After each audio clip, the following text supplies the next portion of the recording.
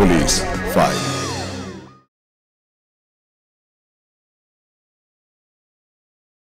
হাজার হোক মেয়ের বাপ, জামাইয়ের আবদার মেটানোর দায়িত্ব কিন্তু পাত্রীর পরিবারের।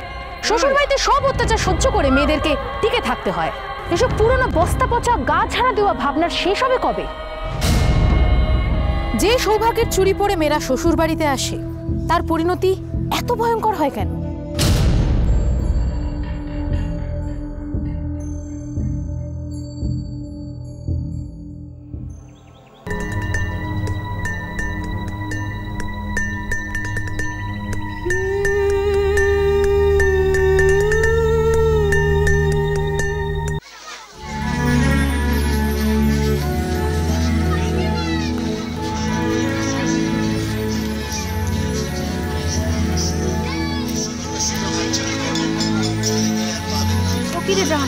একই চুরির দোকানেই তো বেলা কাভার করে দিল। সত্যি এক দোকানেই এতক্ষণ লাগিয়ে দিল, অন্য দোকানগুলো ঘুরে দেখবো কখন? সত্যি তা যা বলেছিস। আরে তাড়াতাড়ি কর, নাহলে তো এক্ষুনি সন্ধে নেমে যাবে। বলো বেনি, কোনটা পছন্দ?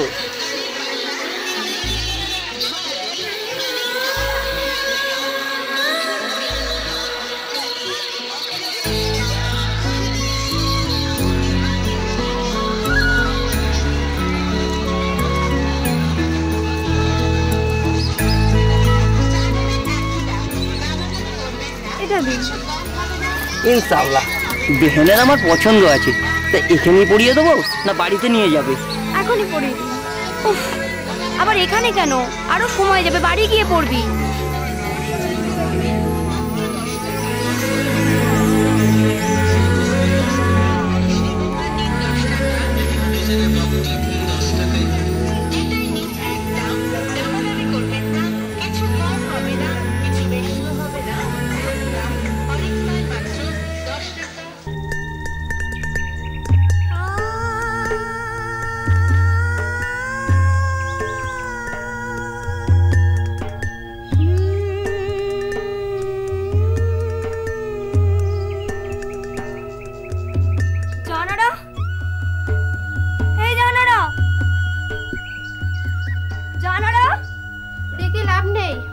বাড়িতে কেউ নেই। কেউ নেই? এই সাত সকালে সবাই গেল কোথায়? হে আল্লাহ, আমার খুব ভয় করছে। আমারও না খুব ভয় করছে হালিমাদি, বিশেষ করে এই ভাঙা চুড়িগুলো দেখে। সে তো আমারও। এই চুড়িগুলো কত শখ করে জানারা আমাদের সাথে মেলা থেকে গিয়ে কিনে এনেছিল। চলো আমরা ভালো করে একবার খুঁজে দেখি। হ্যাঁ চলো চলো। তার আগে জানারার আব্বুকে গিয়ে খবর দিতে হবে। হ্যাঁ চলো চলো। এই চলো। কাচের চুড়ি মেয়েদের হাতের অলংকার। এটা শুধুমাত্র অলংকারই নয়, এর সঙ্গে হয়তো জড়িয়ে আছে অনেক আবেগ, অনেক ভালো লাগা, অনেক স্বপ্ন, যা ছিল জাহানারার মনে। বিয়ের পর স্বামীর ঘরে সংসার করতে এসে সে একটি সুখী সংসারের স্বপ্ন দেখেছিল, যা ছিল তার হাতের সদ্য কেনা রঙিন কাচের চুড়িগুলোর মতোই রঙিন। 20 জুলাই 2007 ডানকুনি থানার অন্তর্গত একটি গ্রামে হঠাৎই ব্যাপক চাঞ্চল্য ছড়িয়ে পড়ে, যার প্রধান কেন্দ্রবিন্দু সেই কাঁচের চুড়ি।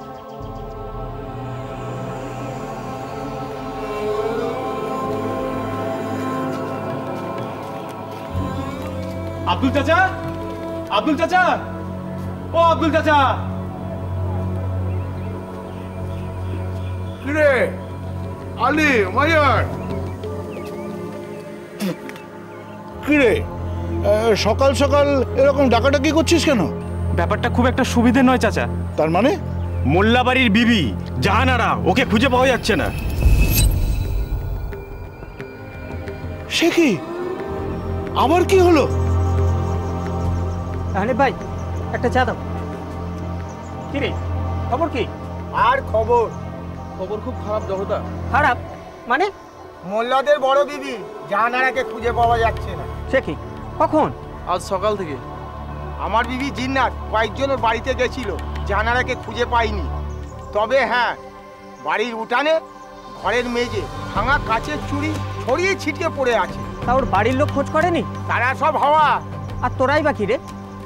গাঁয়ের একটা বউকে খুঁজে পাওয়া যাচ্ছে না, তোরা তাকে খুঁজতে যাবি তা না, নিশ্চিন্তে বসে এখানে চা খাচ্ছিস। না না, কয়েকজন গেছে, চাটা খেয়ে আমরাও যাবো। ওট আর চা খেতে হবে না। হানিফ ভাই আর চা দিও না, চল চল চল চল। এই রহমান, এমন ভাবে ছুটে কোথায় যাচ্ছিস? আলম চাচার বাড়ি। আজ সকাল থেকে ওর মেয়েকে খুঁজে পাওয়া যাচ্ছে না গো জোরদা। আমি এখন আসি। হ্যাঁ এই চল চল চল চল চল চল। জাহানারা, এই জাহানারা, জাহানারা, জাহানারা, এই জাহানারা, এই জাহানারা, জাহানারা, এই জাহানারা, এই জাহানারা।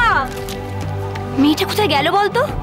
জানি না, বুঝতেও পারছি না। আমার না খুব ভয় করছে হালিমাদি, জাহানারা যে কি হলো।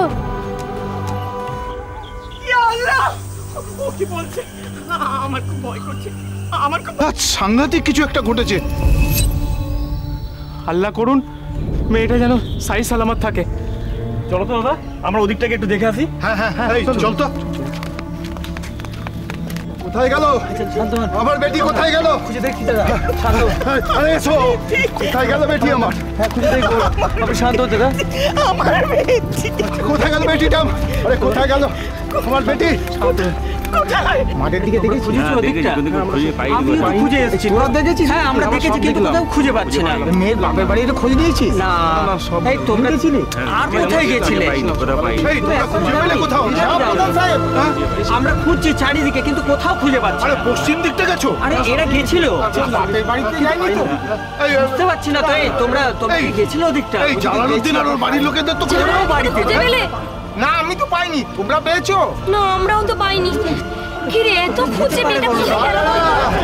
আমার বেটি কোথায়? ও বড় সাহেব, আমার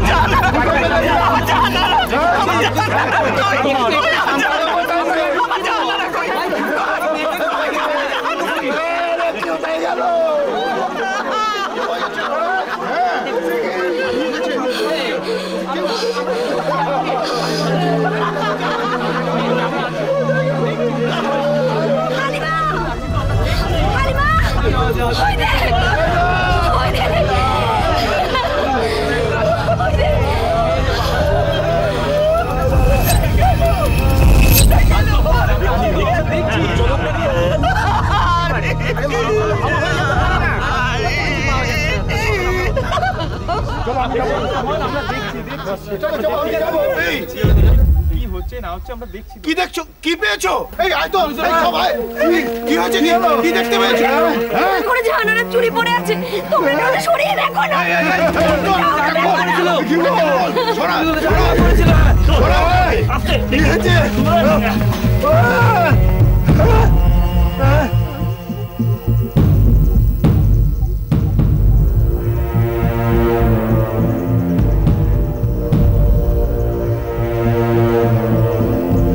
প্রধান সাহেব, ওখানে কি হয়েছে? কি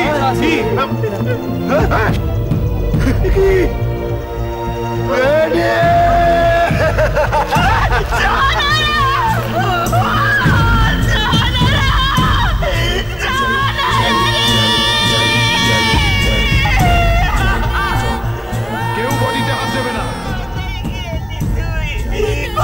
পুলিশকে খবর দাও।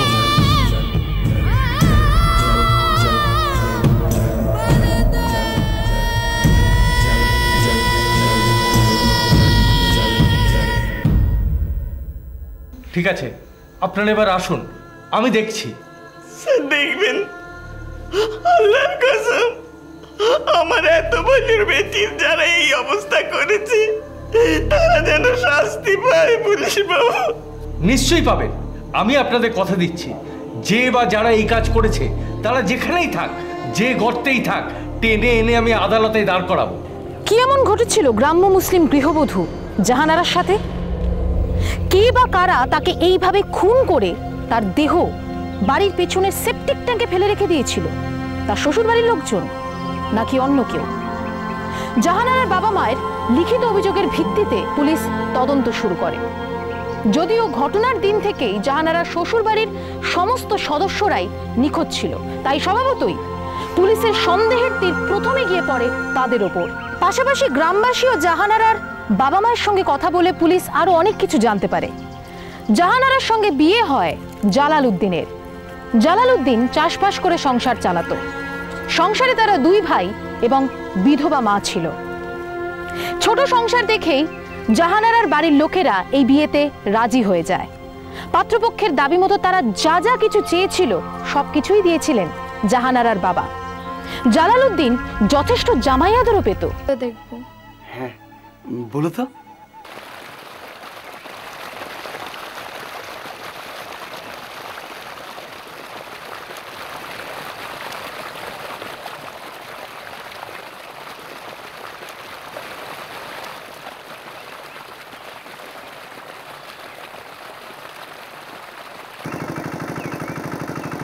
এ ভাই বল, আমি আসছে খাবার নিয়ে, চল খেয়ে আসি।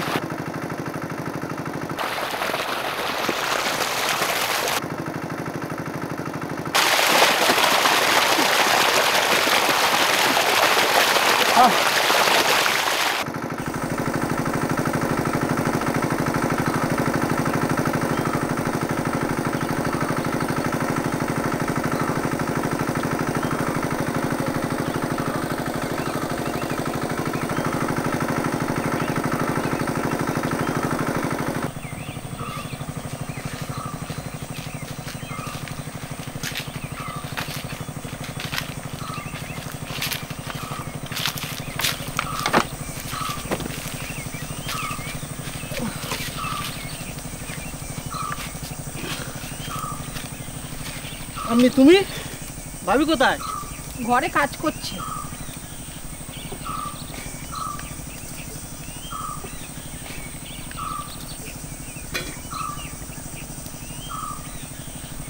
কি রে জালাই? হ্যাঁ খা। হ্যাঁ খাচ্ছি।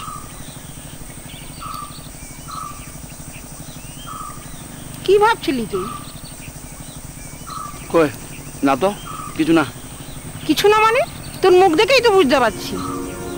ভাইজান খুব চিন্তায় আছে গো আম্মি। কিসের? কিসের আবার? তুমি জানো না আমাদের একটা বলদ মারা গেছে? সামনেই মাঠের কাজ, একটা বলদে কি হবে? হে আল্লাহ, তাই তো, বলদ কিনতে হবে তো। সুকচরের গোয়াটা সেদিন গেলাম, জোয়ান বলদের কি দাম, আমার পক্ষে কেনা সম্ভব না। তাহলে কি করবি? সেটাই তো ভাবছি গো আম্মি। কত দাম বলছে রে? টাকাই বা আসবে কোত্থেকে রে? কি বললে? 7,000 টাকা? আরে লাগবে তো অনেক বেশি, বাকিটা আমি ম্যানেজ করে নেবো। আসলে আমার কাছে অতগুলো টাকা নেই, তাই। কিন্তু আব্বুর অবস্থা তো তুমি জানোই, এতগুলো টাকা। আরে বলেই দেখো না, আর তাছাড়া তোমার আব্বু আমার কথা তো ফেলতে পারে না। জানো না এই সেবারে কিরকম আমার এক কথায়।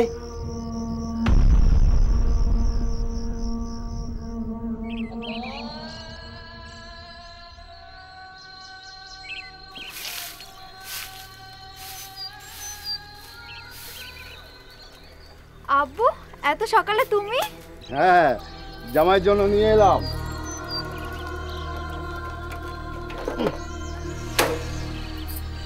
আরে বাস, সাইকেল? হ্যাঁ, দেখো তো পছন্দ হলো কিনা। আমার জন্য? তাছাড়া আর কি, আমার জন্য আনবো। আরে তুমি সেদিন বললে না একটা সাইকেল হলে তোমার সুবিধা হয়, তা আমি ভাবলাম সত্যিই তো একটা সাইকেল হলে তোমার সত্যিই সুবিধা হয়। হাঁটাহাঁটিতে সময় নষ্ট হয়, সেটাও বাঁচবে, আবার দুজন মিলে একটু বেড়াতেও যেতে পারবে। আমি, আব্বু আমাদের সাইকেল নিয়ে এসছে। এই শহীদুল, চল এক রাউন্ড মেরে আসি। চল চল চল চল চল।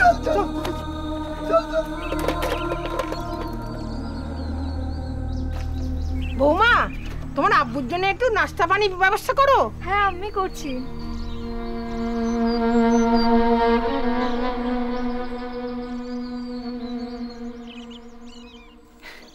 দেখলে না তোমার আব্বু কেমন আমার এক কথায় সাইকেলটা কিনে নিয়ে আসলো। সে তো তুমি মুখ ফুটে কিছু চাইলেই আমার আব্বু তোমাকে সব এনে দেয়। তাই তো বলছি, তোমার আব্বুকে বলো আসলে এবছর যদি বলদটা কিনতে পারি তাহলে জমিটা ভালো চষতে পারবো, আর জমিটা চষলে ভালো ফসলও হবে, আর আর আর টাকা পয়সা আসবে কিছু, তাতে তো তোমারই তো ভালো হয়। বলো। ঠিক আছে, আমি না হয় আব্বুকে বলে দেখব। হাজার হোক মেয়ের বাবা, জামাই যা চাইবে তা তো দিতেই হবে। আর আমাদের সমাজে এটা অধিকাংশ মেয়ের পরিবারের ধারণা। জাহানারার বাবাও তার ব্যতিক্রম ছিলেন না। তিনি ধার বাকি করেও তার জামাইয়ের সমস্ত আবদার মেটাতেন। আর জালালউদ্দিন পরিবারের একমাত্র জামাই হওয়ার দরুন সে প্রথম দিকে প্রশ্রয় পেয়ে ভেবেই নিয়েছিল যে সে যা চাইবে তাই পাবে। তাই এই সুযোগটাকে কাজে লাগিয়ে দিনের পর দিন তার চাহিদা বাড়তেই থাকে। ভালো মাছ, রেওয়াজি মাংস, কচি পাটা থেকে শুরু করে নতুন জামা, নতুন জুতো, সাইকেল, তালিকা ক্রমশ বাড়তেই থাকে। অবশেষে নগদ টাকা আনার চাপ। জাহানারার বাবা এবার কি করবেন? তিনি কি এরপরও তার জামাইয়ের এই আবদার মেটাতে পারবেন? কিন্তু এখন আমি কি করি? এমনিতে দামাদ যখন যা আবদার করেছে আমি যতটা পেরেছি আমার সাধ্যমতো দিয়েছি, কিন্তু এখন এতগুলো টাকা আমার পক্ষে দেয়া সম্ভব নয়। কিছু মনে করিস না বেটি, তুই জামাইকে বুঝিয়ে বল। কি করবো আব্বু, তোমরাই তো দিয়ে দিয়ে লোভ বাড়িয়ে দিয়েছো। ওরকম করে বলিস না, দুটো বলদ হলে চাষের সুবিধে হবে, টাকা আসবে, সেই জন্যই তো। কিন্তু সে যাই হোক, আমি এখন অতগুলো টাকা দিতে পারবো না।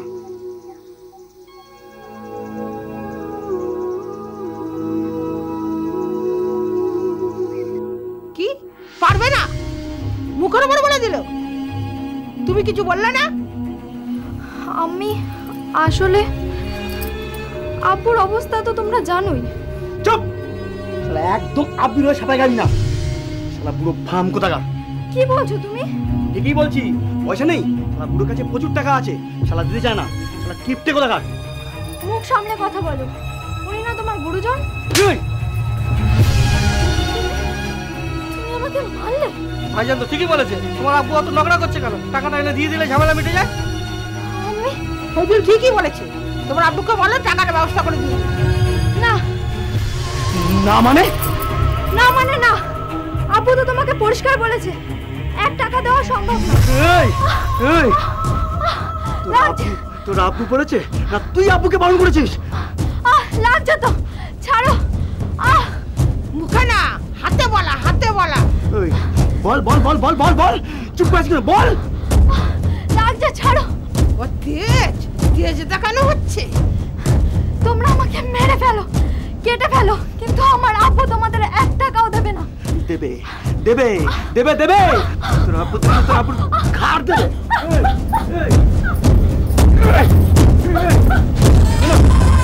দেবে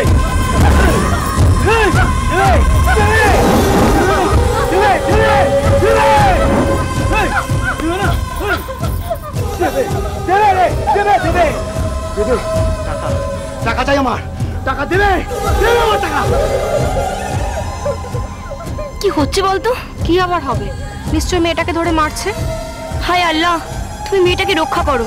চল না, আমি আর তুই একবার ভিতরে যাই। না না, কোনো দরকার নেই। যদি আমরা গেলে মেয়েটাকে বাড়ি থেকে তাড়িয়ে দেয়। হ্যাঁ ঠিক বলেছিস, কিন্তু চলে যাব। হ্যাঁ চল চল চল।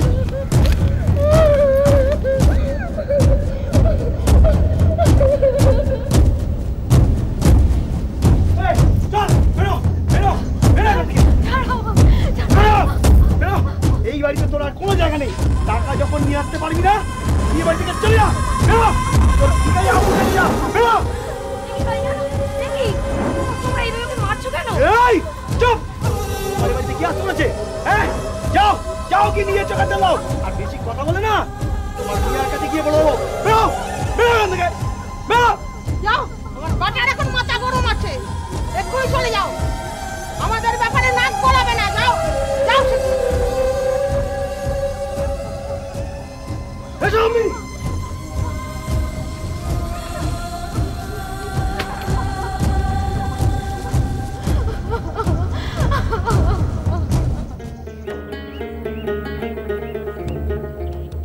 কি গো, কি ভাবছো?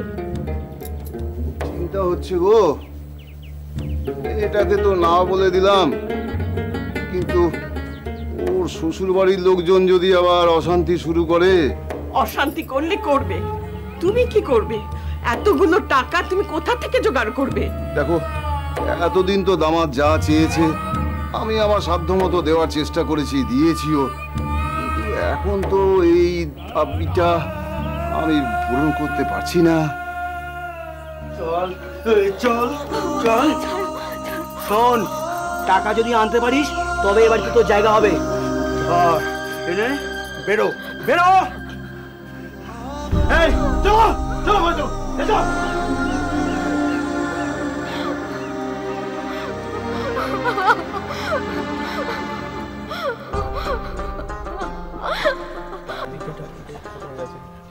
জানারা ভাবি, কি হয়েছে? কাঁদছো কেন? হাতে এরকম পুটুলি। আমার সব শেষ হয়ে গেছে ভাইয়া, আমার সব শেষ হয়ে গেছে। আব্বু, এত সকালে তুমি? হ্যাঁ, জামাইয়ের জন্য নিয়ে এলাম।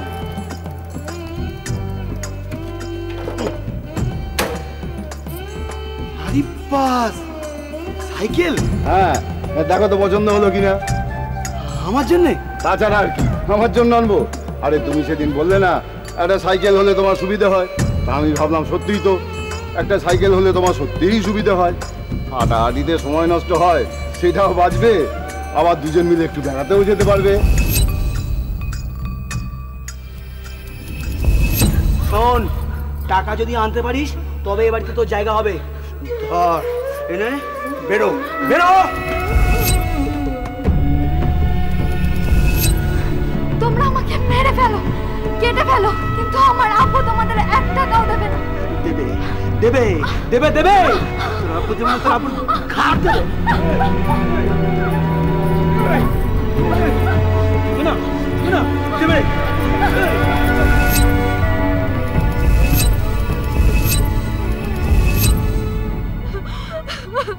কেঁদো না বোন, তুমি বাড়ি যাও, আমরা দেখ। এবারের মতো আপনারা ওকে মাফ করে দিন। না না, মাফ টাফকে যাবেন, আপনার মেয়েকে নিয়ে আপনি চলে যান। এরকম বলবেন না, ওর শাদী হয়ে গেছে, শ্বশুর বাড়িতে ওর ঠাঁই না হলে ও যাবে কোথায়? আমি সমাজে মুখ দেখাবো কি করে? সেটা আপনার ব্যাপার। আপনার মেয়ের ভাগ্য ভালো যে আমি 3 তালাক দিইনি। তোবা ঠাঁই হয় না জাহানারার, কারণ তার তো বিয়ে হয়ে গেছে। সমাজ কি বলবে?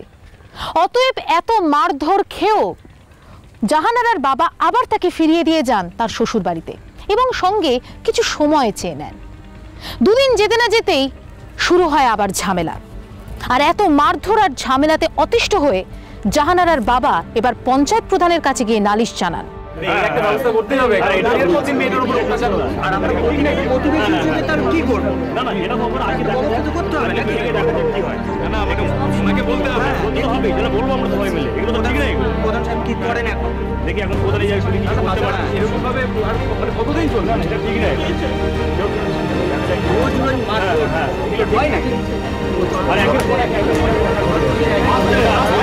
আস্তে আস্তে, আপনারা শান্ত হন। সবকিছু শুনে সবার সঙ্গে কথা বলে আমরা নিশ্চিত যে জালালউদ্দিন, তার মা হামিদা বিবি এবং তার ভাই সাইদুল মোল্লা আলম মোল্লার মেয়ে জাহানারা বিবিকে পণের জন্য অত্যাচার করেছে, জঘন্য অত্যাচার করেছে, মারধর করেছে এবং বাড়ি থেকে বের পর্যন্ত করে দিয়েছে।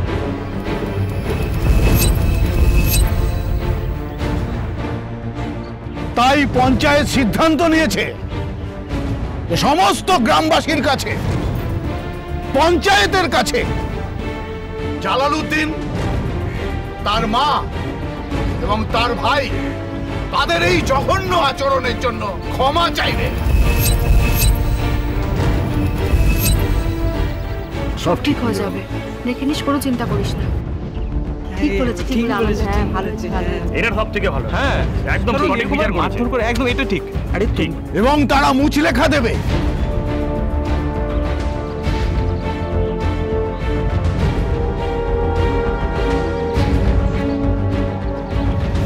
যে জালালউদ্দিন এবং তার পরিবার জাহানারা বিবির ওপরে ভবিষ্যতে আর এই ধরনের অত্যাচার করবে না পণের জন্য। আর যদি করে তাহলে পঞ্চায়েত থানায় যেতে বাধ্য হবে। ঠিক হয়েছে, একদম ঠিক হয়েছে, ঠিক বলেছেন। মেয়েটাকে কি মেরেছে? এতক্ষণে একটা ঠিক একদম ভালো একটা সিদ্ধান্ত করেছে, খুব ভালো করেছে, খুব ঠিক হয়েছে। ওদের এরকমই অবস্থা হওয়া উচিত। হ্যাঁ, যা অত্যাচার করেছে না।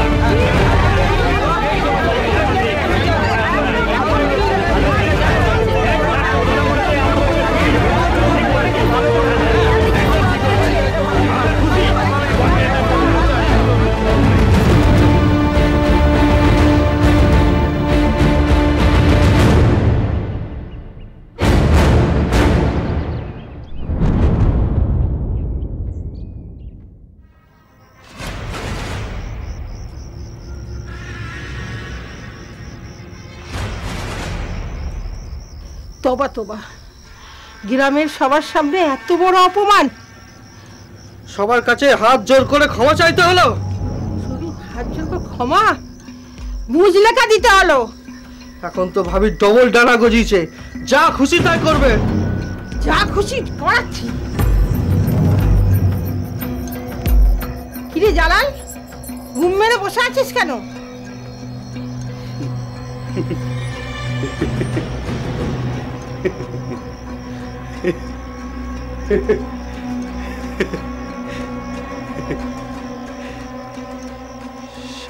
জিন্দেগিতে আমি এরকম জালিল হইনি কোনোদিন।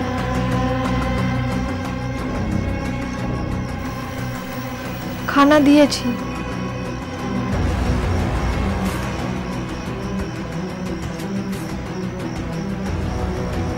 শালি, জুতো মেরে গরু দান করতে আসছিস? তোর খানা লাগবে না, যাবে না। আমার কিন্তু ওকে একদম সহ্য হচ্ছে না। আর কটা দিন আম্মি, আর কটা দিন। কি করবি? তালাক দিবি? তারপর যা করার আমি করব।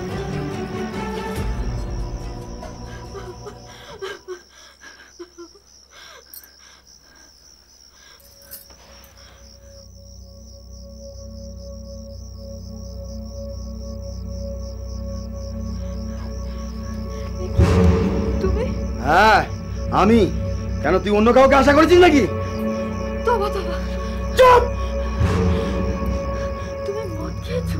হ্যাঁ হ্যাঁ খেয়েছি, হ্যাঁ খেয়েছি। আমি আমার পয়সা খেয়েছি, তোর বাপের পয়সা খাইনি। ওকে ছেড়ে তো আমি দেবো, তোকে সারা জীবনের মতো ছেড়ে দেবো, তোকে সারা জীবনের মতো ছেড়ে দেবো।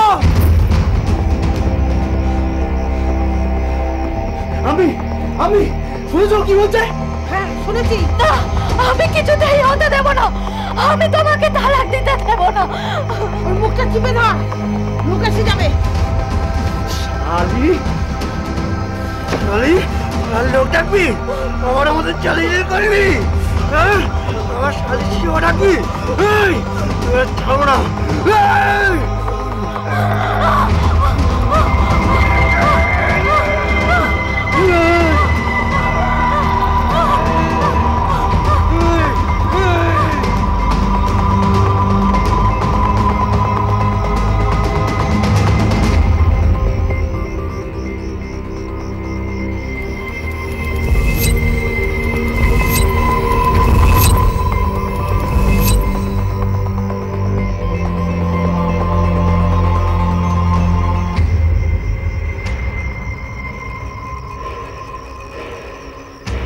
ভাইজান, আমি তো খতম।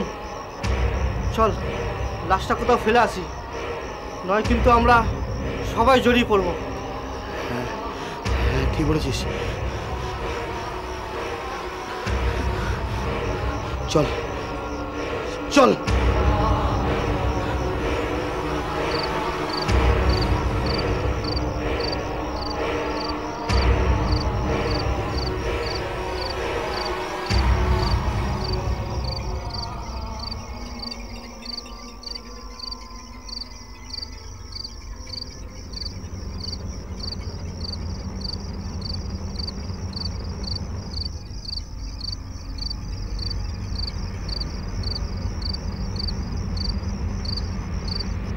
বাড়ির পিছনে সেপটিক ট্যাঙ্কে মৃতা জাহানারার লাশ ফেলে দিয়ে তার স্বামী জালালউদ্দিন ও তার মা ও ভাই পালিয়ে যায়।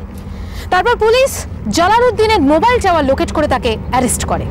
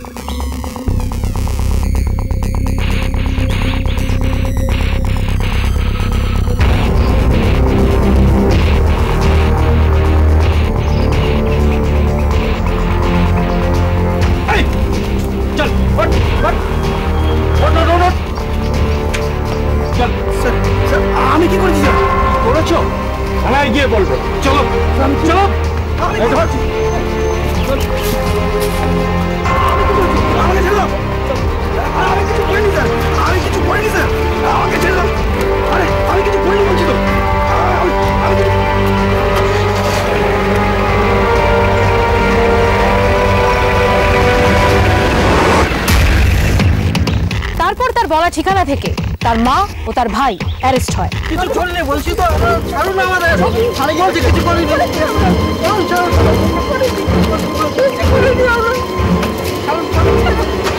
কিছু করিনি।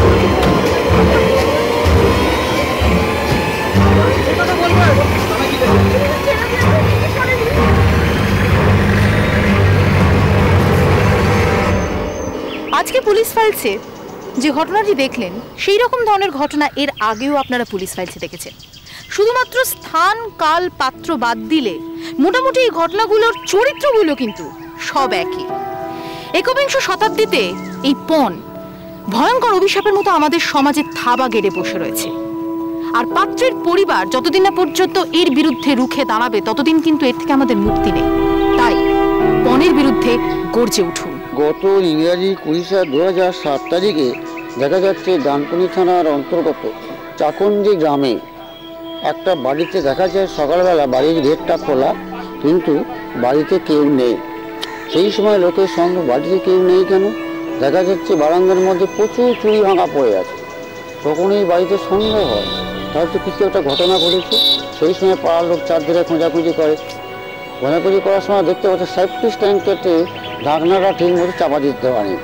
তখন ও সন্দেহ দেখে গিয়েছে, উঁকি মেরে দেখছে সেপটিক ট্যাঙ্কের মধ্যে একটা ডেড বডি ভাসছে। সঙ্গে সঙ্গে ডিজিস্টের মাকে খবর দেয়, বাবা মাকে খবর দেয়। ওরা সময় ঘটনার কথা বলে। বিয়ের পর থেকে তার উপর শারীরিক মানসিক নির্যাতন করতো, টাকা পয়সার দাবি করতো দিনের পর দিন। অবশেষে ওদের গ্রামে একটা বিচারও চেয়েছিলাম, আর লোক বিচারও করেছিল। এরপর অশান্তি করা চলবে না। ওই তারিখে ও রাত্রিবেলা ওকে মেরে সেপটিক ট্যাঙ্কে ফেলে দিয়ে চলে গেছে। এই মর্মটা এফআইআর করে। পরবর্তী করে দেখা যাচ্ছে এটা সাক্ষী স্টেজ, সাক্ষী অনেকগুলো হয়ে গেছে। প্রায় শেষের মুখে দেখা যাক কি হয়। এটা সেনসিটিভ মার্ডার। আমাদের পুলিশ ফাইল থেকে অনেকেই বলেন যে অত্যাধিক ক্রাইম দেখানো হয়, এর প্রভাব নাকি ভালো নয়, ইত্যাদি ইত্যাদি। কিন্তু আমরা বলি না, আমাদের পুলিশ ফাইলসের একমাত্র উদ্দেশ্য হলো আপনাদেরকে আগাম সতর্ক করা, যাতে এই রকম ধরনের কোনো বিপদ আপনাদের জীবনে ঘটার আগে আপনারা আগাম সতর্ক হতে পারেন। জালালউদ্দিনের ক্রমশ বেড়ে ওঠা লোভ জাহানারার বাবা আলমকে সতর্ক করার জন্য যথেষ্ট ছিল নাকি? বিয়ের মর্যাদা বা স্ত্রীর মর্যাদা যখন জালালউদ্দিনের কাছে অগ্রাধিকার না পেয়ে টাকাটাই যখন তার কাছে সব হয়ে উঠেছিল, তখন আলমের আরেকটু কড়া পদক্ষেপ নেওয়া উচিত ছিল নয় কি? বিপদ কিন্তু তাকে বারবার হুঁশিয়ারি দিয়েছিল, তিনি কিন্তু বুঝতে পারেন। মানছি, তালাক দিলে হয়তো জাহানারার জীবনের সমস্যা নেমে আসতো, কিন্তু সেই সমস্যার সমাধানের রাস্তাও ছিল। তাকে তো এইভাবে প্রাণে মরতে হতো না। অবশ্য জাহানারার প্রতিবেশীদের আমাদের পুলিশ ফাইলসের টিমের তরফ থেকে অনেক ধন্যবাদ জানাই, কারণ প্রকৃতপক্ষে তারা একজন যথার্থ নাগরিকের প্রমাণ দিয়েছেন। এইরকমভাবে নিজেদের বা অন্যদের ওপর হওয়া এতটুকু বিপদের আভাস পেলে আপোষ করবেন না, অবহেলা করবেন না। যতটা তাড়াতাড়ি সম্ভব প্রশাসনের সঠিক স্তরে গিয়ে যোগাযোগ করুন। খবরের কাগজে সবটা লেখা থাকে না, আর সেই সবটাই তুলে ধরে শুধুমাত্র পুলিশ ফাইলস। আজকের মতো এ পর্যন্তই। আপনাদের সঙ্গে দেখা হবে আগামী পর্বে। ততক্ষণ ভালো থাকুন, সাবধানে থাকুন, আর অবশ্যই সদা সতর্ক থাকুন, আর দেখতে থাকুন পুলিশ ফাইলস।